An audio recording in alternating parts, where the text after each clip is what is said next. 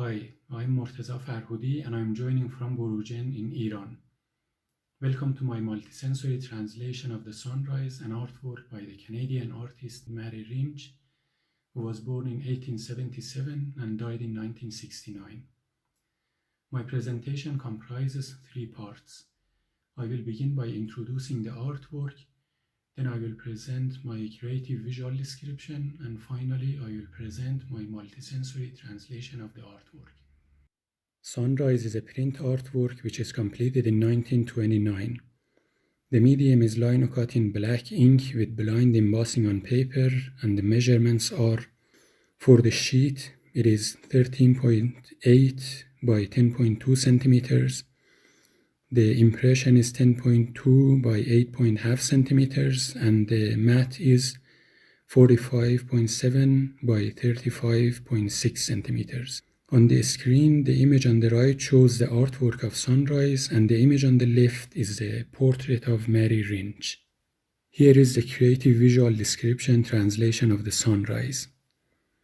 As the name of the artwork suggests, it captures the sunrise in a treescape that is devoid of any human figure and human-made element. The visual style of the artwork would be best described as expressionist. Although the artwork seems visually noisy, it comprises a few elements, as it has been deliberately swept clean of any unnecessary element. The only elements are 9 trees, 7 of which are cedar, and the other 2 are unidentifiable leafless trees. These 2 deciduous trees might be a seasonal indication of this scenery, which is probably autumn. Trees are seen in silhouettes, for they are in the foreground and mask the sun rays. On the screen, the image on the left shows the artwork itself, and the image on the right showcases the 2D clip art of the previously mentioned 9 trees within the artwork's frame.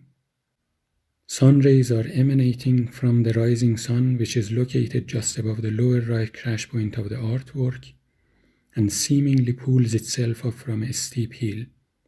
The viewpoint seems to be from a higher point of an adjacent hill, as we are slightly looking down on the large cedars.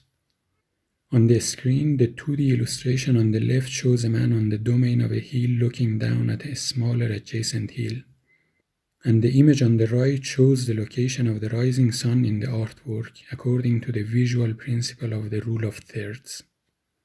Ascending rays are dominant and lit the sky, while descending rays are mostly blocked by the trees, casting thick shadows on the lower part of the artwork. Thickness and jaggedness in the representation of sun rays is in perfect harmony with the angular and pointy contours of the cedar trees, reverberating the expressive impression of the artwork. Except for the thin trunk of the 2 leafless trees and a few of the sun rays, all the visual elements are diagonal. Even the horizon line is slightly tilted clockwise. The absence of color has boiled down the event of sunrise to its essence, wherein brightness of the day, represented by white areas, dominates the darkness of the night, represented by black areas. These black and white areas are flat, thus separated from each other by sharp contours, and the area ratio of white to black by calculation is 67%, or almost 1/3. The images on the screen are screenshots of the interface of the 3D softwares of Rhino and Grasshopper, in which an algorithm is developed to calculate the area ratio of whites to blacks in the artwork. White areas are dominant in the center of the artwork, though they are not confined. The diverging sun rays shine in all directions, intermittently protruding top as well as upper section of the right and left edges of the frame. On the screen, the image on the left shows the artwork itself, and the image on the right shows 2 vertical rectangles confined in the matte area of the artwork. The rectangle on the left is white and the one on the right is black, and their ratio of 1/3 represents the area ratio of whites to blacks in the artwork. In taking a more interpretive approach in describing the artwork, arguably the following decisions by the artist resonate with the expressive notion of the artwork and enriches its meaning. First, drawing a contrast between life patterns of day and night, represented by black and white, and drawing an implicit symbolic contrast between the perenniality of the cedars against the deciduousness of other two trees, and in a broader sense against the transience of the sunrise. Overall, the artwork exploits the visual and semantic principle of contrast to represent a lively event that symbolizes awakening. Before presenting the multisensory translation of the sunrise, I would like to mention that there could have been two approaches to translating this artwork. First, seeing the event of sunrise as a gradual process, which is what happens in reality, or translating it as a momentary blast-like event, which is what artwork represents. The latter is the chosen approach to this translation. On the screen, the two landscape rectangles on the left are the visual representations of these two perspectives. In the upper rectangle, from left to right, black gradually turns into white, while in the lower rectangle, the left half is in flat black and the right half is flat white, creating a sharp dividing line between them. The image on the right shows the artwork itself. The big idea for this exhibit draws upon the principle of contrast, which is the most dominant visual principle and semantic approach in creation of this artwork, and it is cleverly exploited by the artist to represent the most memorable season of the day that symbolizes awakening and promises life. So, the big idea for this exhibit is, let there be life. The translation tries to provide a multisensory and inclusive experience of the artwork by engaging the senses of vision, audition, touch, and smell. The 2D symbols of the four senses that are going to be engaged are appearing on the screen. Also, this multisensory translation is responsive to the variations in human dimensions. On the screen, from left to right, there are silhouettes of a man on a wheelchair, a boy, a woman, and a man. I would try to explain my multisensory translation of the artwork by going through a scenario in which a visitor gives visit to the artwork. So here is the scenario. In the museum setting in front of the artwork of sunrise, on the ground there is a marked circular area in green with the diameter of 1 meter, within which there is a stand that holds a 1:1 scale of the artwork that is intended to be touched by the visitors. This stand and a green arrow on the ground that points inward the green circle invite the visitor to step in the circle. Visually impaired visitors are guided by the museum docents. As the visitor steps in, via the sensors located on the ceiling, the audio spotlight system gets activated and a soundscape of a treescape in fall is played, which comprises the sound of ravens, burbling sound of a river, the crunching sound of leaves underfoot, and the sound of wind blowing through the trees.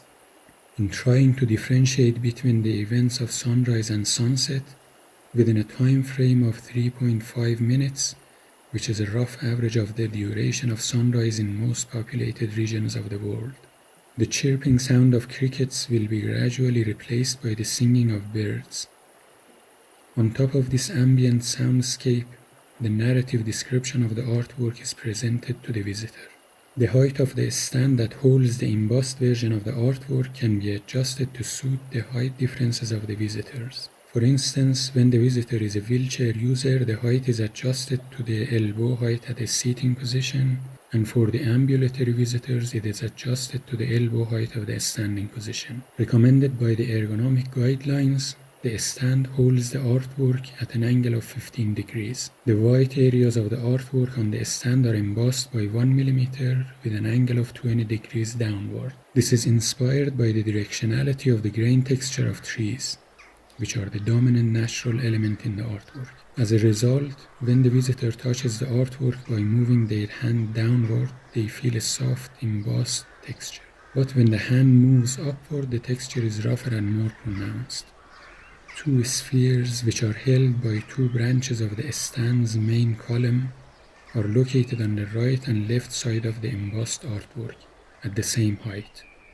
These spheres are also intended to be touched by the visitor. The one on the right is made of polished black marble, It is 10 centimeters in diameter and is meant to represent the sensory qualities of the night, such as chilliness and darkness. The one on the right is white and is 6.7 centimeters in diameter and is made of textured plastic. The difference between sizes with a ratio of almost 1/3 is representing the ratio of black and white areas of the artwork itself.